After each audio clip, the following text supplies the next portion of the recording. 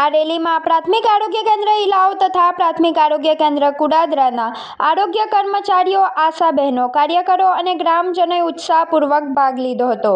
Rally દરમિયાન નાના પરિવારનું મહત્વ, માતા બાળ આરોગ્ય, પરિવાર નિયોજનના વિવિધ સાધનો તેમજ સરકાર દ્વારા ઉપલબ્ધ નિઃશુલ્ક સેવાઓ અંગે ગ્રામજનોને માહિતગાર કરવામાં આવ્યા હતા। રેલી કાઢવામાં આવી છે અને મેઇન મકસદ આ છે કે નાનું કુટુંબ, સુખી કુટુંબ, પરિવાર નિયોજન એકમાત્ર સાધન છે।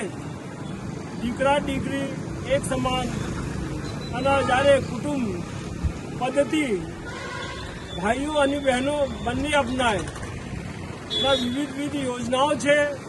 આ બંને લાભ લે, આ સાથે જનજાગૃતિ હોવી જોઈએ। મારે વક્ત પૂરું કરું છું।